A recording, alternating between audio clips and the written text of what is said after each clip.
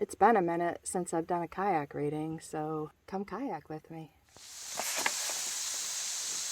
A fine trade. You can click those things together until hell freezes over, but they won't get you home, the shop owner says. I'm embarrassed to have been caught trying. The ruby red slippers appeared way too small when I first lifted them from the spangled dresser. As soon as they were in my hands, the urge to try them on was so strong, I was sure they were enchanted. And as if they were, they seemed to stretch to a size I might wear. So of course I tried them on. And of course I had to click my heels together. I didn't say the magic words. Maybe that was the problem. I have a momentary panic when the left shoe doesn't want to come off at first. Doesn't matter, I say. I don't want to go home. I want to go to Cozumel. Do I want to go to Cozumel?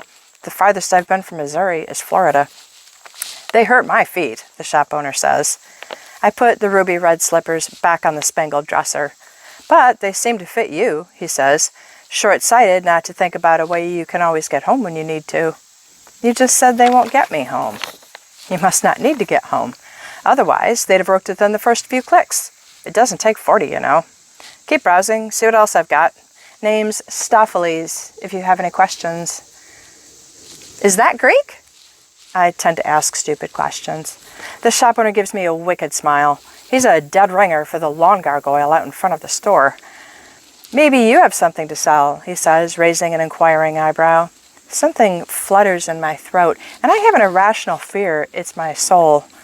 Magnificent, Stopheles says, and totters away up the aisle, his feet tiny enough to be goat hooves, and I wonder why I've come in here, when I have somewhere else to be, and why this odd old man makes me feel like I should hide my head under the covers somewhere.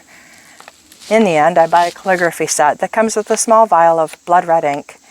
Try it out, the little man urges me. Write your name here in this guest book.